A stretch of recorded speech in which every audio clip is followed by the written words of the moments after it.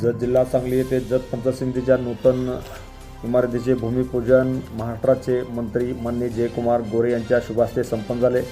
यावेळी माजी मंत्री सदाभाऊ खोत, आमदार गोपीचंद पडळकर, जतचे नगराध्यक्ष डॉक्टर रवींद्र आरळी, जत पंचायत समितीच्या सभापती सौ अर्चना पाटील, उपसभापती श्री बगली, उपनगराध्यक्ष विक्रम ताड, जिल्हा परिषदचे सदस्य माननीय सरदार पाटील, नगरसेवक गौतम ऐवळे, ज्येष्ठ नेते भाजपचे मान्य आप्पासाहेब नामत, मंडलाध्यक्ष सोमनिंग बोरामणी, जतचे तहसीलदार प्रवीण धानोरकर, गटविकास अधिकारी मुक्तेश्वर माडगूळकर, जत नगर परिषदेचे CEO लक्ष्मण राठोड यांच्यासह अनेक पदाधिकारी मोठ्या संख्येने खास करून उपस्थित होते। या सर्वांच्या उपस्थितीमध्ये आज जत पंचायत समितीच्या नूतन इमारतीचा भूमिपूजन समारंभ मोठ्या उत्साहामध्ये संपन्न झाला। शहराच्या सौंदर्यामध्ये भर पाडणारी, जत ग्रामीण भागातील लोकांची स्वप्न पूर्ण करणारी पंचायत समितीची भव्य दिव्य इमारत राज्याचे लोकप्रिय ग्रामविकास खात्याचे मंत्री माननीय जयाभाऊंनी मंजूर केली आणि नुसती मंजूर झाली नाही, त्याचं टेंडर झालं आणि आज स्वतः जयाभाऊंच्या शुभ हस्ते या इमारतीची पायाभरणी होते आहे आणि येत्या काही महिन्यांमध्ये ही इमारत आपल्याला भव्य दिव्य स्वरूपामध्ये आपल्याला पाहायला मिळणार आहे। आणि असा एक देखणा कार्यक्रम आज आपल्या सर्वांच्या उपस्थितीमध्ये पार पडतोय। माननीय जयाभाऊंचं आपण जोरदार टाळ्या वाजवून आपल्या तालुक्याच्या वतीनं स्वागत करावं।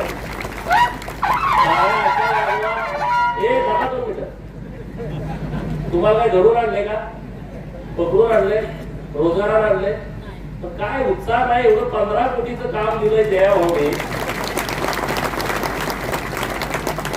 आज पुण्यनगरीची बातमी वाचली का नाही? 61 वर्षापूर्वी ही इमारत बांधली आहे। किती?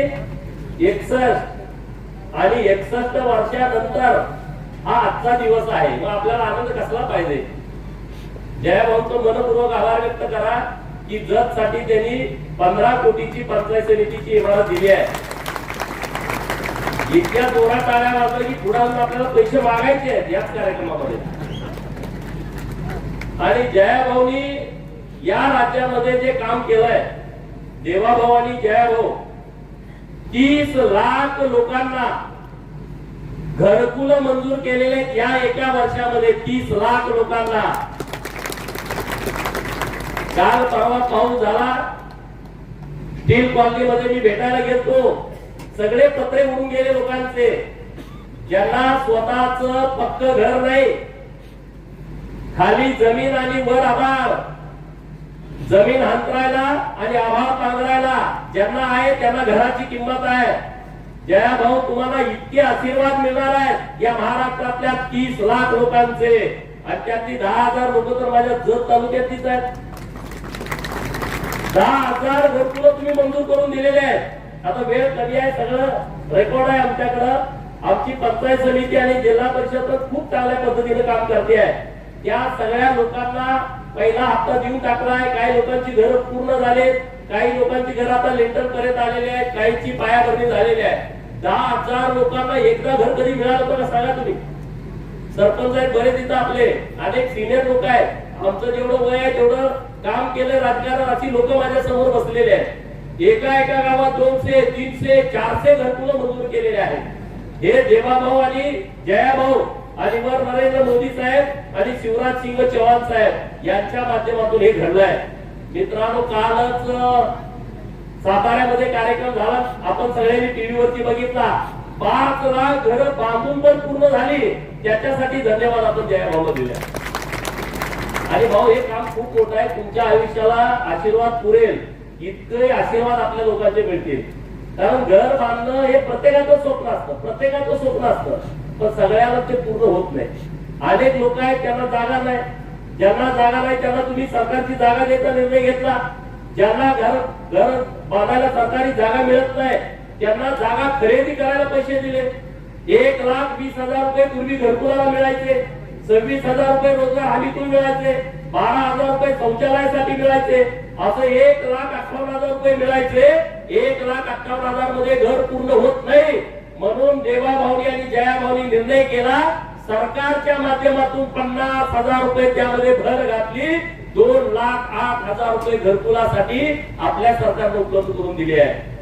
नुसतं घर बांधायला पैसे दिले तर चालत नाही. वाळू आणायला गेलं, एक ग्रास वाळू पकडली का त्याला लाखो रुपये दंड होतोय. तलाट्यांना साहेब तुम्हाला सगळे माहिती, गाडी दिसली पकडणार, भीक नको पण कुत्रावर, अशी घरकुलाच्या बाबतची वेळ लोकांच्या वरती आली होती. आपल्या सरकारनं 5 ब्रास परत त्यामध्ये मोफत वाळू देण्याचा क्रांतिकारी निर्णय घेतलाय. इथपर्यंत आपलं सरकार थांबलं नाही. जयभाऊंचं, देवाभाऊंचं, त्या घरकुल वाल्यांना सोलार पॅनेल फ्री मध्ये त्याला लाईट बिल पण येणार नाही आणि 24 तास त्याला लाईट मिळेल, असं काम जयभाऊंनी केलंय. त्यामुळे त्यांना खूप आशीर्वाद. योजना त्यांच्या खूप आहेत, पण एकच योजनेवरती मी बोलतो. भाऊ 10,000 घरकुल आमच्या तालुक्यात सगळीकडे कामं चालू आहेत आणि आमची यंत्रणा पण जोरात काम करते. सदाभाऊ उपस्थित आहेत. सदाभाऊला मी काय त्यांना आमदार म्हणून बोलवलं नाही, माझे मित्र म्हणून बोलवलं नाही. जत तालुक्याची वकिली बिना पैशात करण्यासाठी तुम्हाला बोलावलंय. तुम्ही फक्त जतच बोलायचं, तुम्ही स्वतःच काही बोलायचं नाही. कारण ते जयाभाऊचे खास मित्र आहेत.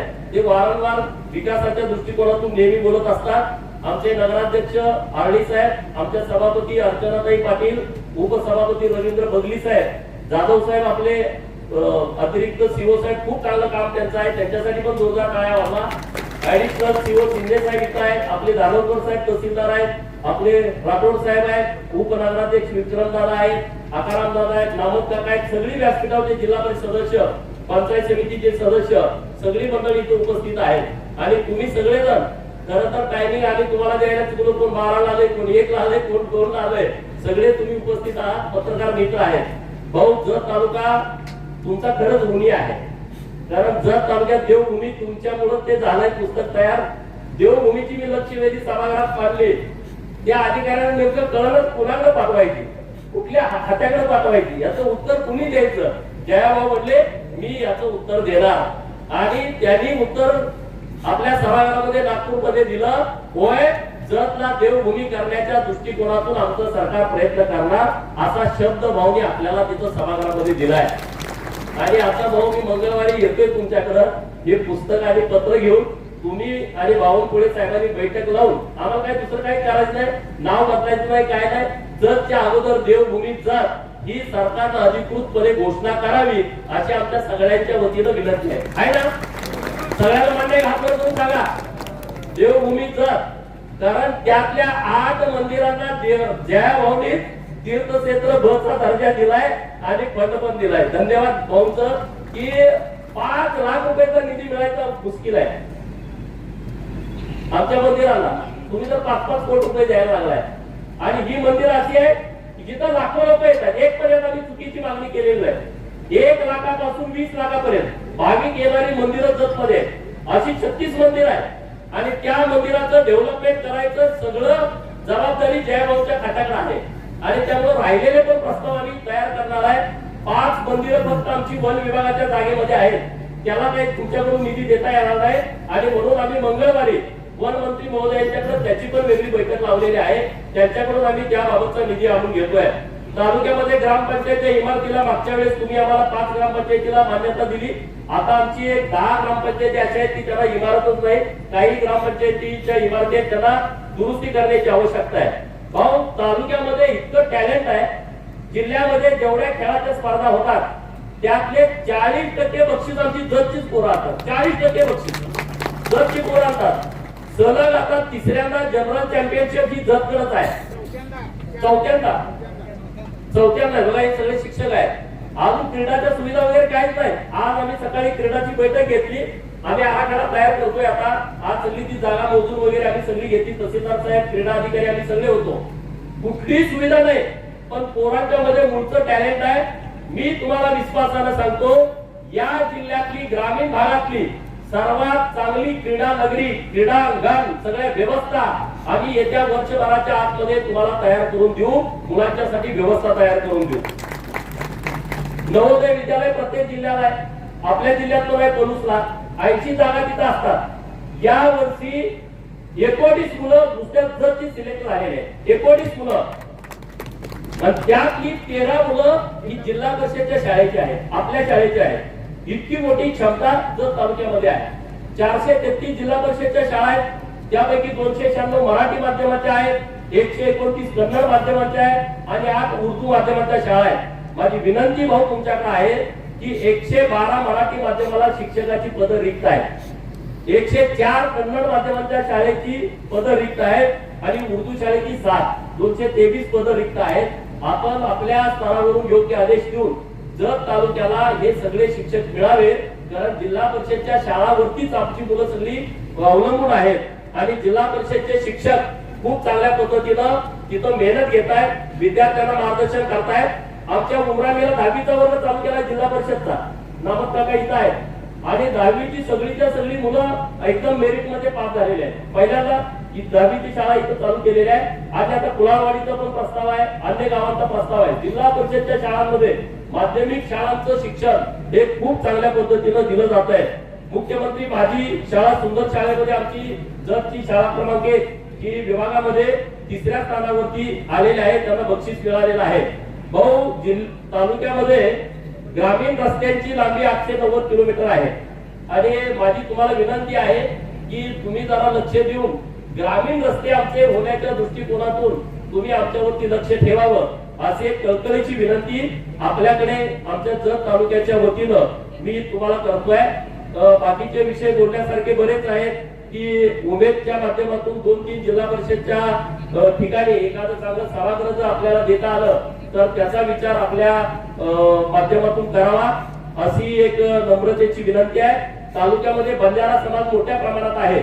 संत सेवालाल महाराज तांडा समृद्धी योजनेच्या माध्यमातून बंजारा समाजासाठी ज्या तांड्यावरती सुविधा पायाभूत गरजेच्या आहेत त्या सुविधा जर आम्हाला आपल्या माध्यमातून उपलब्ध करून दिल्या तर मोठ्या प्रमाणामध्ये आम्हाला मदत होईल.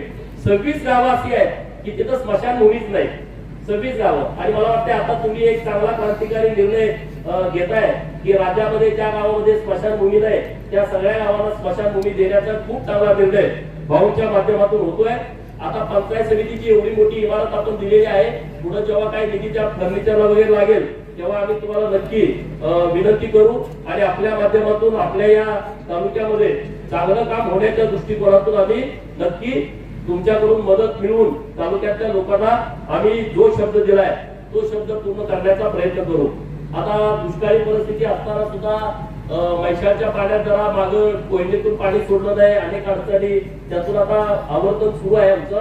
आता उद्या आपण जेव्हा मुंबईला जाणार आहे तेव्हा राधाकृष्ण विखे पाटील साहेबांना भेटून आता काहीतरी पाणी तिथं वीज निर्मितीसाठी रिझर्व करायचा निर्णय झालेला आहे आणि त्यामुळे जर पाणी जर नाही खाली सोडलं तर 20 तारखेला आवर्तन बंद होईल अशा पद्धतीची परिस्थिती आहे. तर मंगळवारी माननीय जयभावना सोबत घेऊन आम्ही राधाकृष्ण विखे पाटील साहेबांना भेटू आणि हे आवर्तन पुढे कसं पावसाळ्यापर्यंत चालू राहील याच्यासाठीचा आम्ही प्रयत्न नक्की करू. त्याबद्दल अजिबात काळजी करू नका. जत तालुक्यामध्ये आता विस्तारित योजनेचं काम सुरू आहे आणि डिसेंबर मध्ये संघ तलावात पाणी सोडायचा प्रयत्न हा राज्य सरकारच्या माध्यमातून सुरू आहे.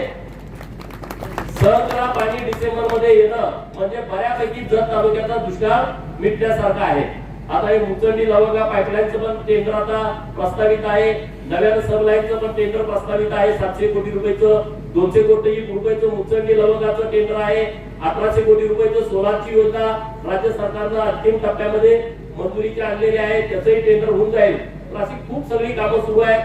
आपलं जे प्राणी संग्रहालयाची जी घोषणा केली होती त्याची बैठक मंगळवारी लागते आणि त्या बैठकीमध्ये प्राणी संग्रहालय जत, अंबामाता मंदिर जत वन विभागाच्या जागेत आहे, संघ तीर्थ वळसंग, कुलाळवाडीचं म्हातारा देवाचं खंडोबाचं मंदिर आणि तिकडे मोठेवाडीचं मरगुबाईचं मंदिर आणि गिरगावच्या लक्ष्मी मातेचं मंदिर जे फॉरेस्टच्या जागेमध्ये आहे त्याच्या संदर्भामध्ये सुद्धा आम्ही प्रस्ताव दिलेला आहे. त्यामुळे ती सगळी कामं होऊन जातील, काही चिंता करू नका, काही काळजी करू नका.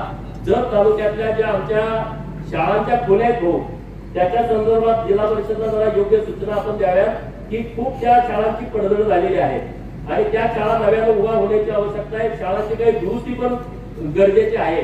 त्या शाळांच्या मध्ये सोयी सुविधा निर्माण होण्याच्या दृष्टिकोनातून जिल्हा परिषदच्या माध्यमातून पालकमंत्री आणि तुम्ही आम्हाला जर मदत केली तर चांगल्या पद्धतीने जत तालुक्यामध्ये एक शाळांच्या बाबतीमध्ये सुद्धा एक व्यवस्थितपणे एक चांगलं नेटवर्क तयार होऊ शकतं, भौतिक सुविधा तयार होऊ शकतात. आता सरकारने एक दुसरा निर्णय केला की कामगार मंडळाकडून जे साहित्य वाटप केलं जातं हे अगोदर सगळ्या एजंट लोकांचा सुळसुळाट झाला होता. तर आता तिथल्या आमदारांनाच एक त्यांनी ऑफिस दिलेलं आहे आणि मग आता सगळे पत्रकार मित्र पण माझे येत आहेत. या सगळ्या कामगारांना जे साहित्य वाटप केलं जाईल एकही रुपया त्यांनी कुणाला द्यायचा नाही. ज्यांच्याकडून कुणी पैसे घेतले असतील तर त्यांनी त्याचे पैसे परत घ्यावेत ही माझी तुम्हाला नम्रतेची विनंती आहे. 1 रुपया पण तुम्ही कुणाला देऊ नका. आणि सुविधा खूप आहे त्यातल्या आणि मग ते 50-50 25% असं लोक मोठ्या प्रमाणात पैसे घेत आहेत. हे ऑफिसर त्यासाठी देवाभावी चालू केले प्रत्येक तालुक्याला 1 रुपयाचा भ्रष्टाचार होता कामा नये. आणि म्हणून काही मोजक्या साहित्याची भाऊच्या हस्ते आज आम्ही प्रातिनिधिक स्वरूपात देणार आहे. 10,000 लोकांना साहित्य वाटप करायचं आहे. 1ली ते 7वी पर्यंत 2,500 रुपये त्या कामगारांच्या मुलांना मिळणार आहेत शाळेतल्या. 5,000 रुपये 8वी ते 10वीच्या, 11-12वीच्या 10,000, 10 ते 12वी शिकणाऱ्या 50% गुण प्राप्त झालेल्या मुलांना 10,000 रुपये, पदवी अभ्यासक्रमासाठी प्रतिवर्ष 20,000 रुपये, वैद्यकीय डॉक्टरकीला मिळालं का 1 लाख रुपये, अभियांत्रिकीला इंजिनिअरिंगला मिळालं का 60,000 रुपये, शासन मान्य पदवी उत्तर पदविका जर घेतली तर 25,000 रुपये, जर मुलीचं लग्न ठरलं 51,000 रुपये, मुलीच्या लग्नाला 51,000 रुपये, कामगारांच्या पहिल्या विवाहाच्या खर्चापुरती 30,000 रुपये, प्रधानमंत्री श्रमयोगी मानधन योजना 4200 रुपये, जर नैसर्गिक प्रस्तुती झाली 15,000 रुपये, शस्त्रक्रिया करून प्रस्तुती झाली 20,000 रुपये, गंभीर आजार झाला 1 लाख रुपये, 75% आपण हे सगळ्या योजना आहेत. मी सगळ्या सांगितलंय. लोक 50-50 घेत आहेत या लोकांच्याकडून. घर बांधायला 2 लाख रुपये कामगार खातं देत आहे 1 रुपया. बाकीच्या ठिकाणी काय व्हायचं उद्या जत तालुक्यामध्ये कुणी 1 रुपया कुणाला द्यायचा नाही. कुणी एजंटनी पैसे घ्यायचे नाही आणि एजंटला पैसे घेतले असते तर ते सगळे पैसे तुम्ही परत त्यांच्याकडून घ्यायचे. दुसरा एक विषय आहे, सगळे सरपंच आहेत. एक आपण ट्रेनिंग देणार आहोत. गावातले बेरोजगार पोर आहेत त्या पोरांना गावातच ट्रेनिंग द्यायला ही संस्था येणार आहे. त्या मुलांच्या शिक्षणाच्या नुसार त्यांना ट्रेनिंग दिलं जाईल. ट्रेनिंग देताना पण त्यांना भत्ता मिळेल आणि त्यांना योग्य 30,000 पासून पुढच्या पगाराची नोकरी देण्याची व्यवस्था ही आपल्या सरकारच्या माध्यमातून केली जाणार आहे.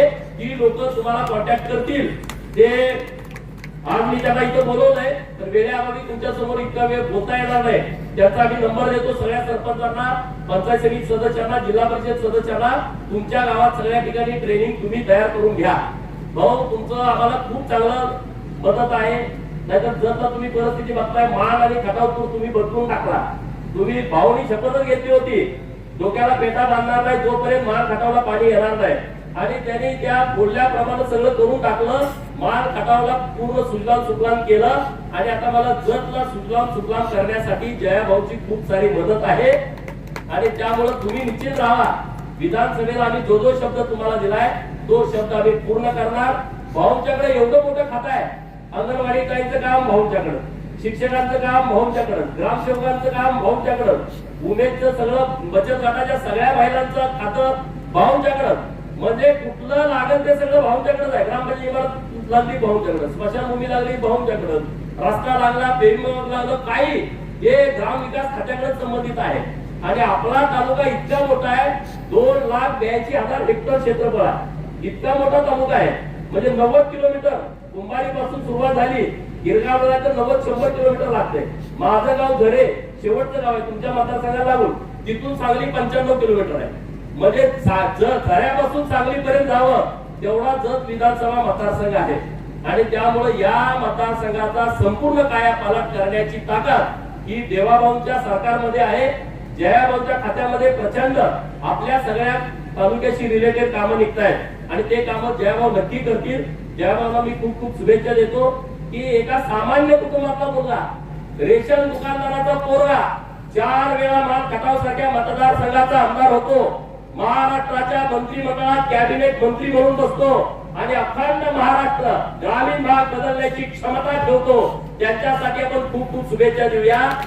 आपल्या यल्लमा देवीच्या, दानम्मा देवीच्या त्यांनी प्रार्थना करूया की जयाभाऊंना खूप काम करण्याची शक्ती आमची देवभूमीच आहे. हो प्रचंड म्हणजे आता लोकांना वाटते की काय तर वेगळं सांगायला लागलोय का, पण वेगळं काहीच नाही. प्रभू रामचंद्राचा सहवास सुद्धा इथंच होता. देवानी इथं बकासुराची हत्या केलेली आहे. बंकेश्वराचं इथं मंदिर आहे. माझ्या उंचीपेक्षा जास्त मोठी पिंडच आहे. इतकं मोठं जेव्हा जेव्हा वध केला जायचा शत्रूचा, तेव्हा ते मंदिर बनवायचे. ते बंकेश्वराचं मंदिर इथंच आहे, एकविरा देवीचं मंदिर टकलापूर मध्ये आहे. म्हणजे प्रचंड हा इतिहास असणारा जत भूमी आहे. लोकांनी दुष्काळी भूमी आहे, दुष्काळी भूमी आहे, दुष्काळी भूमी आहे म्हणून कायम आम्हाला नाकारलं. आता कुणी नाकारण्याची हिंमत करणार नाही. आम्ही प्रत्येकाच्या छाताडावर पाय देऊनच पुढे जाऊ, इतकी ताकद जतच्या लोकांच्या मध्ये आहे.